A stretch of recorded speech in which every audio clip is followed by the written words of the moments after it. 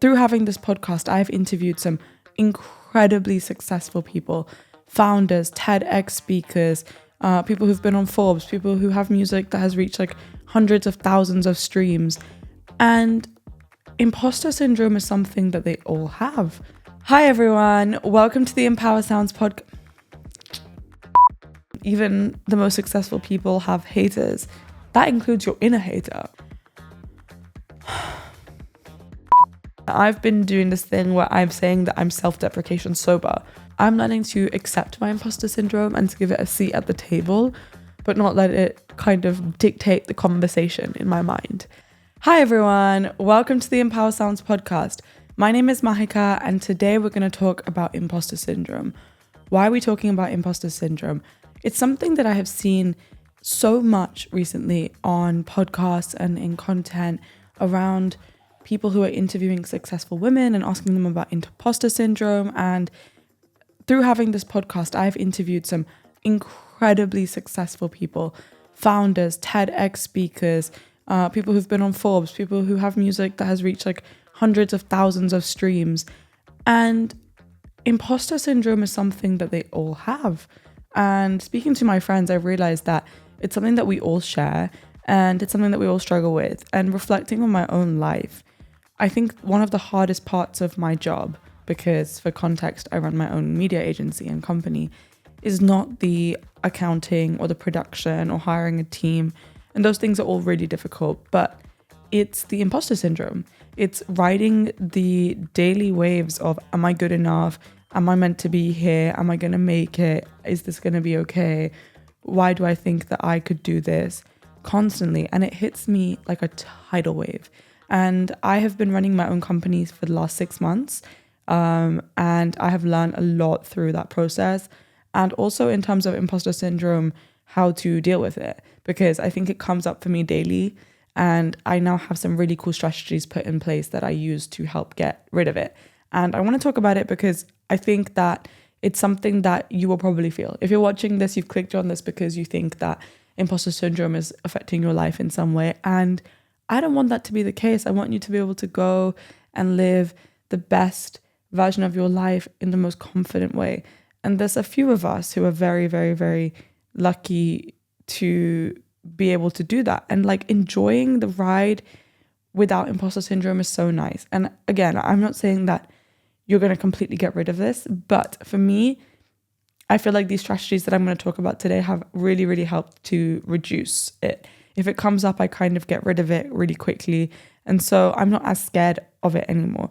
And I think the aim should not be to get rid of imposter syndrome, but to learn to live with it and learn to kind of slow it down and not make it a big voice in your head. Also, not let it control your life. If you're not doing something because you have imposter syndrome, if you're not going and starting that project that you really want to because you don't think you're the right person to do it, or if you're not putting yourself out there for that promotion because you don't think you'll be able to do it, or if you're not going and asking your crush out because you don't think they'll like you back, that's when imposter syndrome is affecting your life and it's affecting you living the best version of your life, and that's a problem.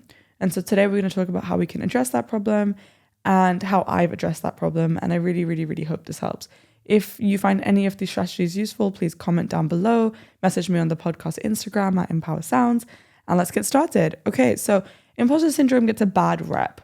We complain about it, we say it's annoying, and it interferes in our ability to kind of do the things that we want to do. But this anxiety of failure is linked to this inherent desire to be safe as humans and to be accepted by the people around us. And that is like a biological instinct that was wired into us centuries and centuries ago. And so imposter syndrome is not inherently bad because it's trying to keep you safe. It's trying to keep you in the same space that you know is familiar. And your brain would rather be safe and familiar than be happy. And that's such an interesting paradox because you realize that sometimes safety and familiarity isn't even enjoyable and it's not even objectively something that's like a good circumstance. It's just your brain has dealt with it before, so it feels like it can deal with it again. And so the first thing in dealing with imposter syndrome is understanding that it's not your enemy. It's trying to help you. I don't know if you've ever seen Inside Out. It's like one of those like little character emotions that is trying to do its best, but maybe it doesn't need to play like a starring role in your movie. Maybe it can just kind of be a side character. And so looking at it that way has really helped me. The first strategy that I actually use is whenever I feel imposter syndrome or anxiety or inadequacy or not good enough, it's a really strong feeling. And I find dealing with feelings is not something that I can do in an emotional way. I can't be like, oh, like, are you okay? How are you feeling? I feel like in order to feel better around feeling bad, I need to give myself a little bit of structure and a little bit of like rationality and organization. And so what I do is I get a piece of paper, and on one side I write all the limiting beliefs that I have of, I don't think that this company is going to be successful. I don't think I'm good enough to do this work. I don't think I have the energy or the skills to do this to the best of my ability, whatever.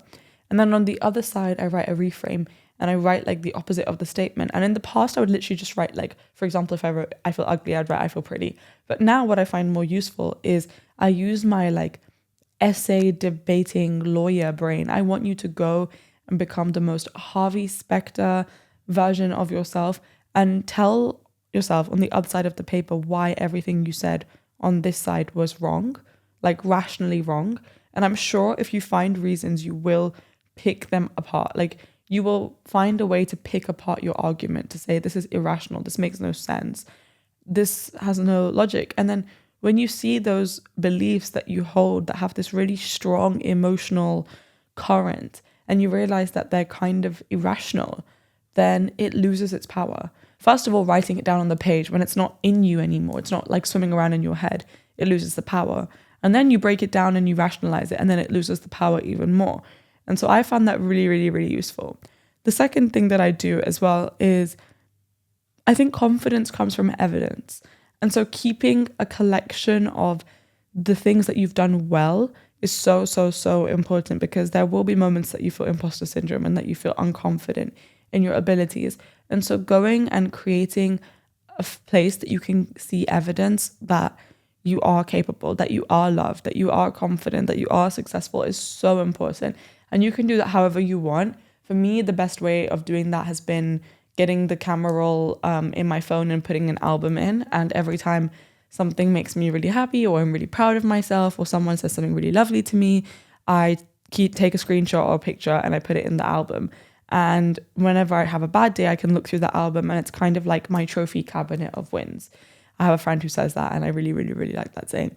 So go and create evidence and start small. If you're feeling imposter syndrome about doing something, because, okay, for me, I feel it when I'm about to undertake a project that I feel underskilled for, or do something that I feel is like out of my depth a little bit.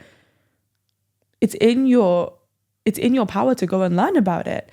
And so break it down into small chunks and just do little steps. You don't have to get to the end goal overnight. Like, for example, I am training for a half marathon right now, and I know every girlie right now on social media is training for a half marathon, but I have dyspraxia, which is like a coordination disability, which means I find sports quite difficult. I have asthma, so like cardio, and I've never really identified as a sporty person, but I decided that I didn't want to live my life feeling that way about myself. And so I set myself this challenge, and I'm raising money for charity, and I'm really, really excited to do it. But I have this overwhelming imposter syndrome of how am I going to do it? I find it really difficult. And it's not like I'm getting up and just going and running the race. I know people who do that, and kudos to them. But for me, I found it easier to break it up as, okay, we're going to do 5K first. We're going to then do 6K. And each week, like, add a little bit more. And then you build up evidence that you can do it. And again, this is the physical examples are the clearest examples, like gym or running or that kind of stuff. But it's the same for anywhere in life. I came into the studio today and I was feeling so imposter syndrome because none of the equipment was set up and I didn't know how to do it. And I was trying my best, but I couldn't figure out how to adjust some of the settings on the camera. And I run a media agency and I was like, oh my God, how am I going to be successful? But then I asked like the lovely girl who works here to help me. And we were chatting and I was like, oh, you're the expert. And she was like, yeah, I've been working here for like 2 and a bit years. And that put it in context for me. She's had practice where she's had to set it up again and again every day. And so of course she knows it. And there are some things in your life that you're already the expert on that you don't have imposter syndrome. And why do you not have imposter syndrome? It's because you have so much overwhelming evidence that you are good at that thing. And so it's the same with this. Like, just how can you create evidence that you are where you want to be? And start small and kind of snowball effect your way into becoming more and more capable. And it will really, really, really, really help you. And so, yeah, do the limiting belief, reframe, lawyer exercise. Then go and create evidence. And then surround yourself with people who are trying new things. I think I don't care what people think about me, but that's not because I have just suddenly developed this ability to not care what people think about me. It's because I surround myself with people who push themselves out of their comfort zone, who try and fail publicly, who make mistakes, who are supportive of me making mistakes and trying and potentially failing publicly. I feel like we give each other the ability to experiment and to try and to make mistakes, and it's so nice. And so be really discerning of who you spend your time with, because anxiety and insecurity are infectious. So if you feel imposter syndrome, it might not even be your imposter syndrome that you're carrying. It might not even be your beliefs. You might just be kind of, especially if you're a very sensitive person, emotional person, you might just be absorbing the energy and anxiety and insecurity of the people around you. It's very possible. I feel like I'm like that. If I spend lots of time with people who are constantly like, I don't like myself, I'm ugly, I'm stupid, all this stuff, I feel that way about myself. You know that scene in Mean Girls where they're getting ready and then they're all like saying horrible things about themselves to the mirror in front of each other, and then they look to the new girl and she doesn't have anything yet because she's like new and she didn't realize that you're meant to do that. And so then she's just kind of looking confused, and then she starts doing it, and then as you see in the movie it progresses, she becomes more and more insecure and she starts acting out. And like, that's the whole point. You have to be so, again, this is not about villainizing people who feel insecure, because feeling insecure and having insecurities is different to being an insecure person. And so I'm not saying cut everyone out of your life because everyone is insecure and all this stuff. I'm just saying that if you feel judged by the people around you, you're going to judge yourself more harshly. And so trying to create like an environment of safety for yourself. And that's difficult because sometimes we don't choose the people that we surround ourselves with, like our co-workers or our family, or if you're like in school or uni, like your classmates. But we live now in a time where, because of the internet, you can go make friends online, you can join communities, you can try new things. And so creating some form of community where you feel like you can experiment and not feel judged is so, so, so important. And like I said, just taking inspiration from the people around you. If you surround yourself with people who are coming from the same kind of place that you are, and they're doing different things and they're experimenting and they're trying, like, you think, if they can do it, why can't I? If you see someone and you feel jealousy, rather than thinking, oh, like, how could they do that and I can't do it? Say to yourself, if they can do it, I can do it. Like, they're no better than me, I'm no better than them. So like, it really, really, really helps.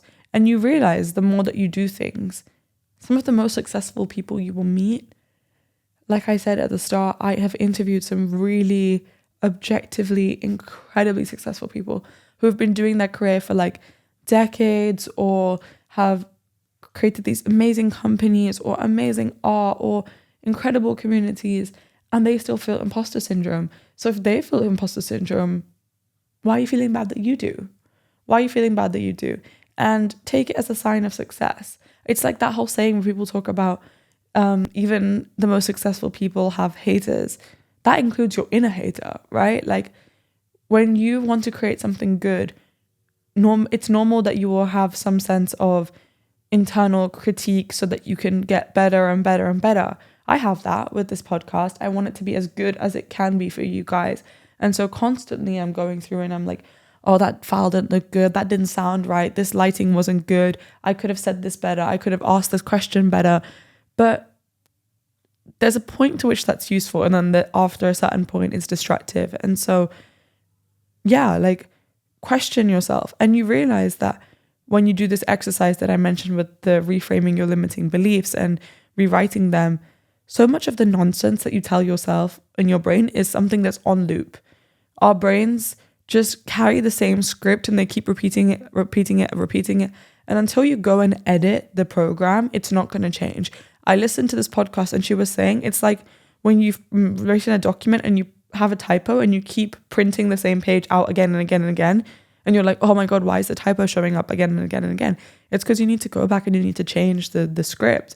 And it's exactly the same with imposter syndrome and the beliefs that you hold about yourself.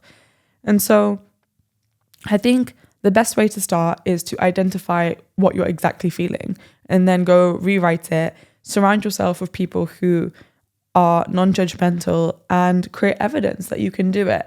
And one of the good ways to start creating evidence is to start learning new things and realize that there are gonna be things that you can't do. But if you learn new stuff and if you teach yourself how to learn new things, and I'm gonna make a whole new separate podcast on learning to learn, because I think that's one of the most important things you will ever do in this life. But if you take the time to learn different skills, you are honestly unstoppable. It's like, have you seen The Matrix? You know that scene where like he puts the disc in and suddenly he knows how to do karate and jujitsu and all this stuff. It's the same with yourself. You're going to start as a blank canvas, and the stuff that you feel confident doing is just because you've had practice. And that might be because like of your environment or because of school or because of whatever, or because you have some natural capabilities. But you can get pretty good at anything just through learning and practice and learning how to learn and giving yourself time and patience. And one of the new favorite things that I'm doing right now is I have this thing called a learn list on my notes. And it's literally just a list of things that I want to learn more about. Because again, I have so much imposter syndrome going into these rooms as a 21-year-old businesswoman who has my own agency. There's so many things that I don't understand in the world of business, techie stuff, finance stuff, technical stuff to do with like audiovisual production, also just random stuff like sciencey stuff, physics. And so I've made a list on my phone of things I want to learn more about. And when I have time, 10 minutes here, 10 minutes there, I like to just go and listen to a YouTube video or find a blog or ask a friend of mine who knows a little bit about the topic. And you realize like by carving out these little mini times for learning, it builds so much confidence. It builds so much confidence because you're like, oh, I can learn about this kind of stuff. And you realize that you're not dumb. You just weren't prioritizing learning and you weren't figuring out how you can learn. And so honestly, the takeaway from this is your imposter syndrome is like invalid. It's invalid and it's something that is keeping you safe. But it's this false sense of safety because are you really even safe if you're bullying yourself constantly? And I think having some level of self-awareness around your capabilities is important. But at the same time, don't be delusional about your failure. Just like delusion, again, is a bit of a hot topic on the internet right now. Some people are like, Delulu is the Solulu. Some people say that you have to be realistic and it's important to be pragmatic. At the same time, being delusional about your failure is just unnecessary and it's unhelpful. And I used to be one of those people who would constantly self-deprecate. Constantly self-deprecate because I thought that it was being humble and I thought that it was better to undersell and then over-deliver. But when you say those things to other people, first of all, it sets a bad impression. Second of all, you are registering those things and you start believing them about yourself. And so it's so important to be really mindful with the things that you say to yourself. And I've been doing this thing where I'm saying that I'm self-deprecation sober. So whenever I notice myself saying something mean to myself about myself, I literally just take a minute and I take a note of it. And then I use all these strategies that I've discussed with you guys and I work through it and I realize that, oh my God, this is just, it's not serving me. And the more you do it, it's like going to the gym. The more you build the muscle of confidence and of capability, the imposter syndrome becomes quieter and quieter. And then when you feel it, you realize it's actually pretty useful because you understand, oh, this is a new area of my life that I feel really out of my depth in. I don't know about this. And if I feel bad and if I continuously feel bad, it's in my power to go change it, especially if you've done things, if you have the evidence that you can do things, going and feeling imposter syndrome is like, oh, it's fun. It's like a game. It's like, oh, okay, I'm now on this level of the game. How can I get to the next level? And you realize that it's actually a bit of a guiding light. So I'm learning to accept my imposter syndrome and to give it a seat at the table, but not let it kind of dictate the conversation in my mind. And I found that really, really, really helpful. And I made this today because I don't think that you should let imposter syndrome run the show for you. Because if you're watching this, you care enough about yourself and your self-development to give yourself the best version of your life. And that makes you unstoppable. You are unstoppable. Do you know how powerful it is that you've taken 20 minutes out of your day to learn about how you can feel better? Not many people do that. And so you are incredible. Stop being mean to yourself. Stop being a bully because you're a baddie. And I think that you just need to go put these practices in place and see how your life will change. And sometimes you just have to get going. You have to get going before you get good. And you have to get going sometimes just to get out of a funk. This morning I woke up and I was like, you know when you sometimes just wake up with this feeling of dread? I literally have the most fun day planned. I'm in the studio making podcasts for you guys. And then I'm doing some like little editing admin stuff. And then I'm seeing my friend I haven't seen in 2 years because she lives in a different country. I still woke up with the feeling of dread. I was like, oh, I'm tired. I can't be bothered. I'm not going to be good enough. Like, oh, whatever. And then I go into the studio and just being here is one of my favorite places in the world. I just love it. I love speaking to you guys and being here. And so if you feel bad, just move. Just get out of your head and just move and just do it. I promise you, you will feel better. And this is the last thing I'm going to leave you with. Anxiety is not just felt in your mind, it's felt in your body. So if you feel imposter syndrome, if you feel anxiety, if you feel insecurity, that is a physiological response, not just a mental one. And so what are you going to do about it to feel physically better? You can do breathing. You can do like bilateral stimulation, like tapping, all that kind of stuff. I like tapping. Look into it. I'm not going to explain it because I don't think I'm going to give you the best explanation, but there's this thing called EFT tapping and it's really good for regulating your nervous system if you feel anxious. You need to do the basic things like making sure that you're eating enough, sleeping enough, drinking enough water, like not to be your mum or anything, but it's important. It's so important. And you realize that when you take care of your anxiety in a physiological way, it goes away. It goes away because you can't like outrun a mental loop if it's just in your brain.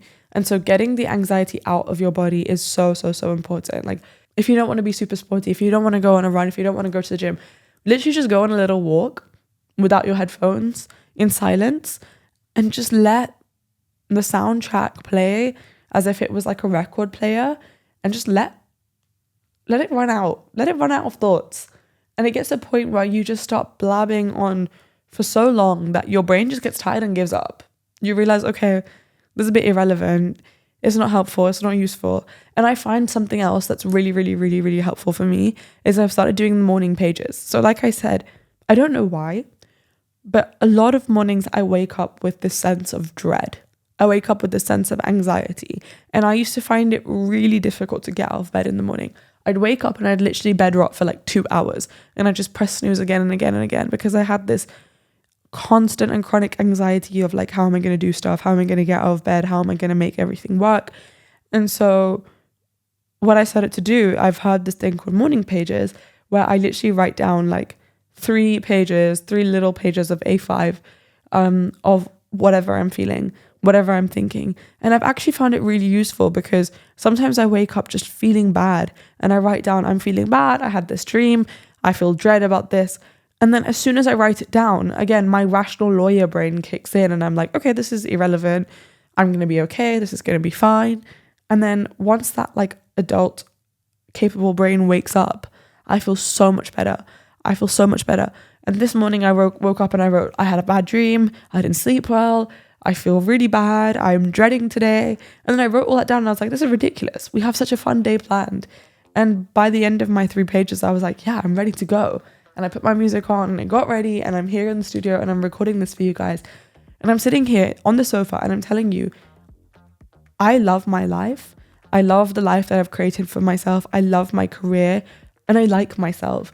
And it has taken me so many years to get to this place because I used to use self-hatred, imposter syndrome, anxiety and insecurity as a fuel to get better, as a fuel for self-development, as a fuel for getting better grades, being in better shape, doing better in my career. But it's not a good fuel. It's not a good fuel. I promise you, confidence and capability is a much better fuel.